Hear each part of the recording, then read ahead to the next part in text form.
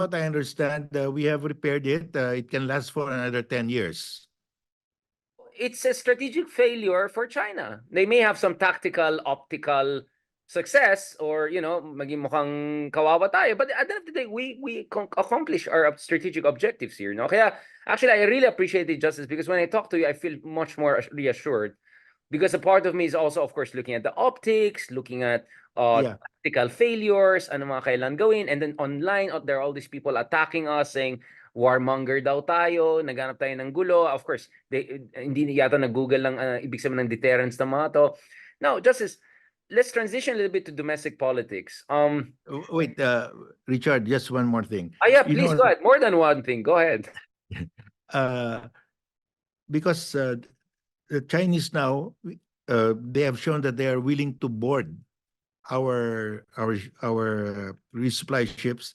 The next time they might board Sierra Madre. It's very possible. So we have to make a decision what to do with that, because they might board, and there might be in terms of number, they might be more numerical. They may have more people there. So we will have to really use whatever defense measures we can take. Yeah, I was also asked that. I was asked that this could be the dress rehearsal, or at the very least, a psychological and operational precedence, di ba? Yeah, they could ramp this up. Yeah, because the next escalation here is to board the Sierra Madre, and we have to be prepared for that. Grabe, para ito palang Mad Max. Justice, have you watched Mad Max? Yung mga apocalyptic na doon. The old boats. Fury to Fury na to. Furia. Richard, they might board it, but they may not be carrying firearms. They might carry only bladed weapons. So we should be prepared to have tear gas or stun guns, so that we can stop them from afar, no? Maybe stun guns would be better, because that's not a firearm. So we have to be prepared for that. Yeah, yun nga, medyo Mad Max ang naisip ko with all the trusted ship and like, grabe na to. Baka padala natin yung PNP, magaling sila mag-water cannon ng tao eh. Or baka sila Kibuloy, magaling din sila mag-water cannon ng police. I mean, I don't think we'll run out of talents. But you're right, Justice. If there's one thing that's worrying me is baka this is the precedence and dress rehearsal, and yun lang medyo alanganin. I mean, you can imagine if the situation. Because remember, Richard, we have said that if they attack us with bladed weapons, it's not armed attack. So if they take over BRP Sierra Madre with bladed weapons, it will not be an armed attack. So we have to be prepared for that. Kaya nga, Justice, I think that's where mahalaga na i-clarify ng US na any fatal, right, action or operation will activate the MDT. So if there's a very high probability na may mamamatay dyan, kasi this is a confined space, Mad Max area, water world, sabi nung iba, it's very likely someone is going to get slashed or killed, right? So you have to create some sort of deterrence so that the Chinese will not do it in terms of forcible overtake, no? So I don't know. You're right. That's one thing that really worries me about this. Or we can make an announcement that if they board the BRP Sierra Madre, the soldiers there are instructed to use their firearms, because it's like boarding. It's like barging into your house already. So so they will be forced to carry firearms also. It will be an armed attack. Yeah, and we have military personnel there, right? Who have the duty to use firearms to defend Philippine territory, right? So so ang maging guideline dyan is gumamit kayong barrel if there is a forcible there should because I think the standing order now is not to use firearms. They should change that if it's the BRP Sierra Madre itself that's boarded, that's a good point. They can use firearms. Yeah, yun yung, and we also openly say to China. I mean, openly say. We should announce it. Yeah, we should announce it, exactly. And then the US also has to make it clear na this will activate the MDT, di ba? Kasi military personnel ang pinag-usapan natin dito eh, Justice. That's very good point. Actually, thank you for bringing that out. If we announce it, China will not send their people there without firearms because they have no chance. So they will have to use firearms. It will become an armed attack. That's a very important. Thank you sa hinabol mo dyan. So tomorrow I'll also ask Admiral Ong also about the operational preparations that we could do. Oo nga, medyo Mad Max Waterworld nang naisip ko. I mean, this is crazy stuff, right? Do you think justice this was inevitable that at some point this was gonna come? This day was gonna come na talagang we have to seriously worry about possibility of itong Mad Max showdown over the Panatag Shoal? Yeah, Ayungin pala. I think yeah, because if they want to escalate it, that is the next escalation. Logical next step na, no? Logical next step.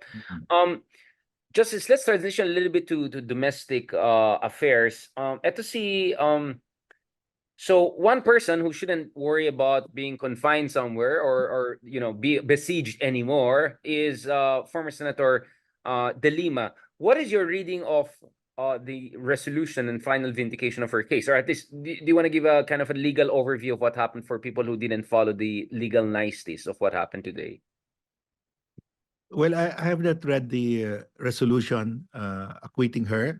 It's not yet in any of the Viber groups, not even from the group of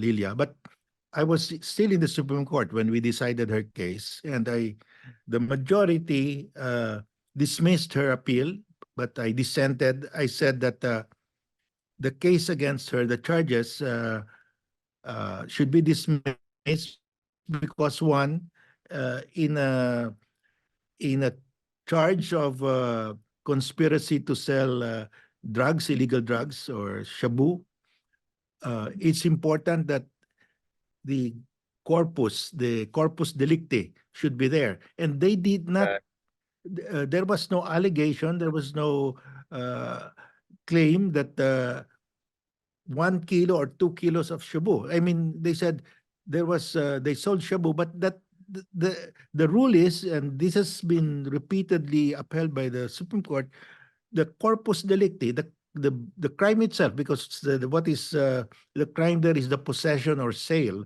of the illegal drug. You cannot possess it because that's illegal. They have to show that it was taken, it was seized, and that has to be examined by the forensic expert to say that it is really shabu, because it could be, let's say, just sugar. No, so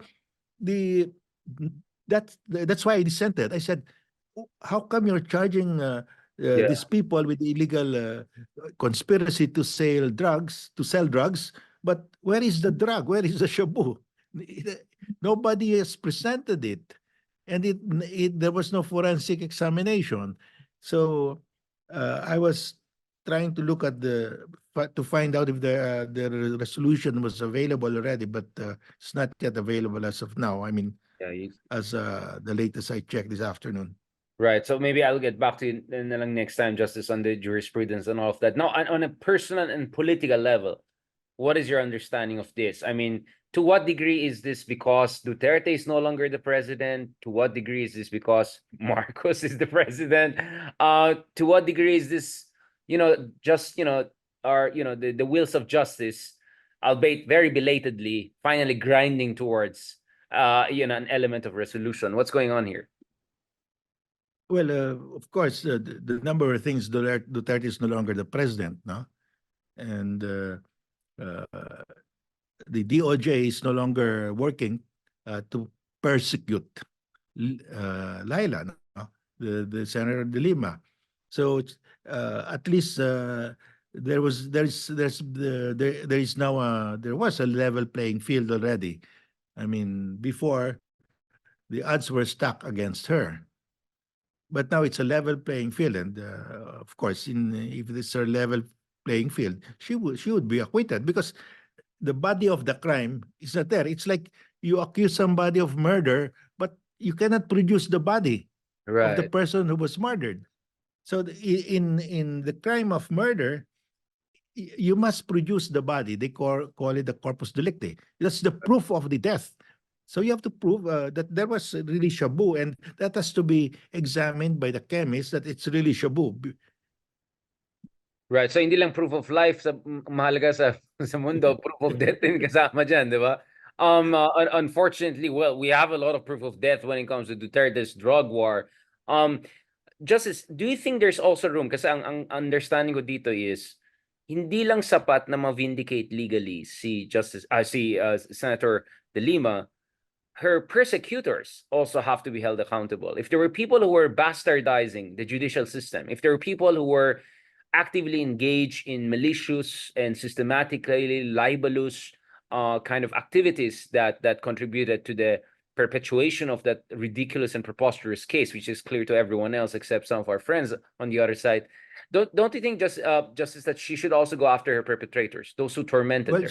yeah, she said that they're studying that already to file criminal cases against those who brought these obviously false charges against her. No. And Justice, are you feeling good about the direction of things on in general in terms of the legal process? Kasi ang contention ni dito is once Duterte was out, the judicial system was able to grind towards something more positive. I mean, what is your understanding of the Philippine justice system? I mean, I never ask you this question, Justice, but a lot of us social scientists, when we look at the rise of Duterte and his penal populism, a lot of that had to do with the shortcomings and deficits, whether perceived or real, when it comes to the Philippine judicial system. Now, this is not to cast aspersions on your great service to the country, but what is your understanding of anong mga reformang kailangan natin sa justice system natin, in addition to also making sure that there's cooperation with ICC if ever warrants of arrest come in, and also making sure that accountability is exacted on other fronts? Richard, in South Korea, the prosecution service is very powerful because they are not under the president. They even charge the president, and they At naging succeeded several president yung times. isa. At naging Yeah. president yung isang prosecutor. Yeah. Diba? Yeah.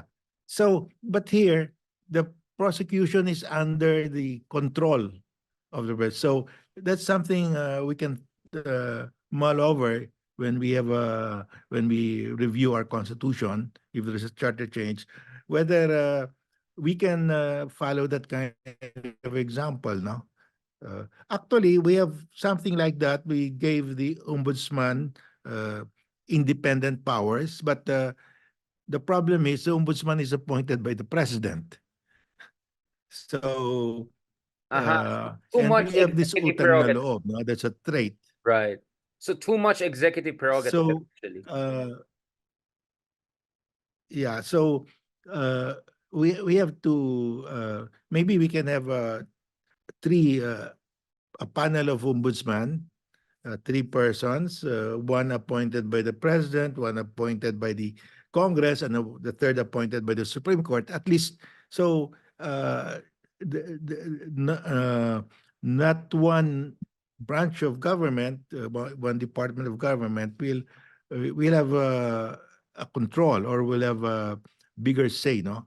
So we have to look at these things because it hasn't been working the way we want it to work.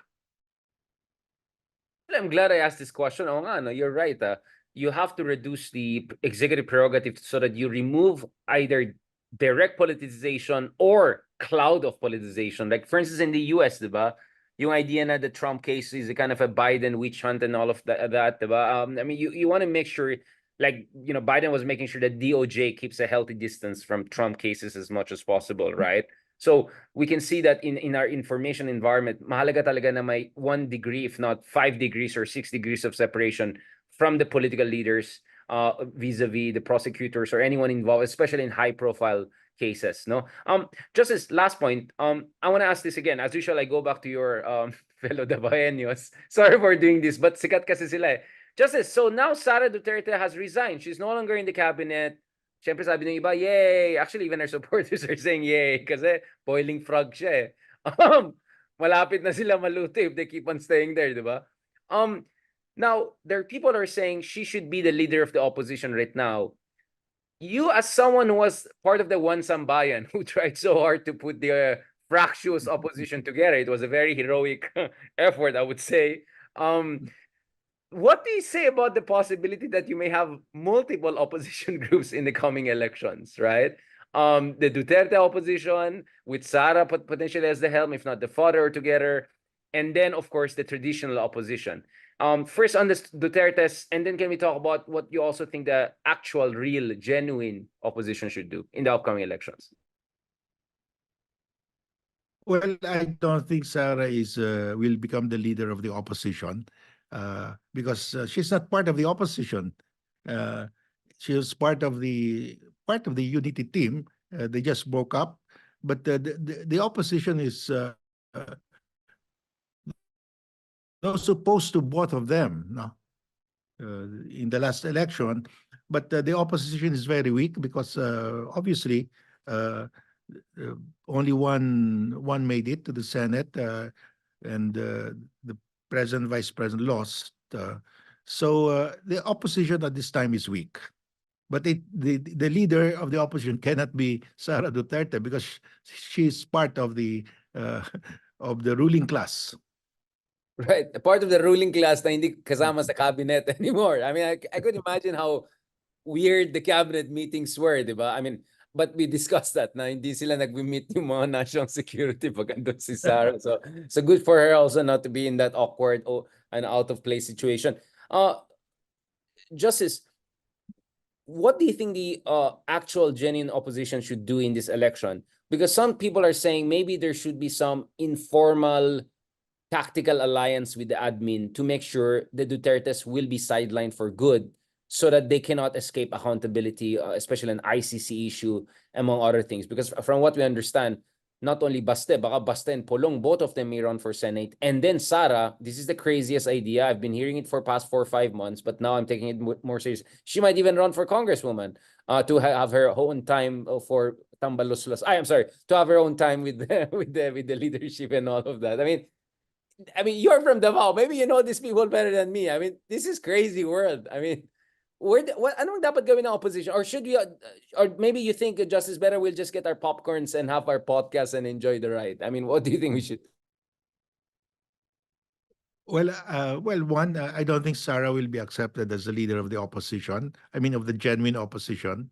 Uh, I don't think she will run for Congress. She will stay as vice president because that's just one heartbeat away from the presidency.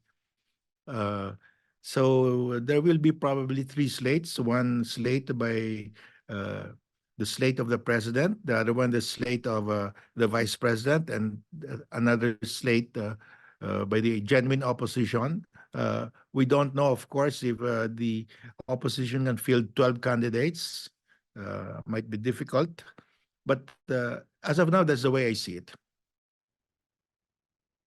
And Justice, what gives you hope about the direction of Philippine democracy and all? Because of course, um, I don't know about you, but there are a lot of people who have been very depressed about essentially Philippine politics for the past decade or so. A lot of people switched off. There have been a lot of criticism that the pink movement was not sustained over time.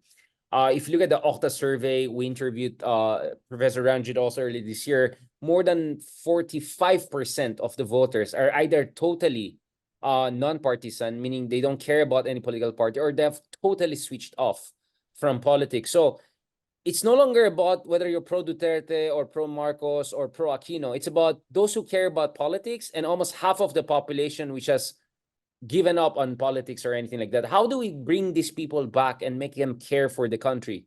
I mean, obviously, I can think about West Philippine Sea as a way, in the sense that ayaw natin ng Team China ulit sa Malacanang, di ba? But what else? How else do you think we can motivate people to come back and get involved in politics and hopefully vote wisely? Well, I think we have to look at certain institutions. First, the church. Uh, they have to re-educate the people because they are the counter. Remember, we have lost the media, the ABS-CBN, which was acted as a fiscalizer. So there's no fiscalizer media now.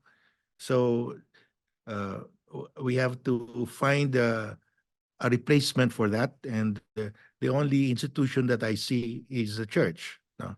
That and they have the pulpit; they can explain the issues to the people.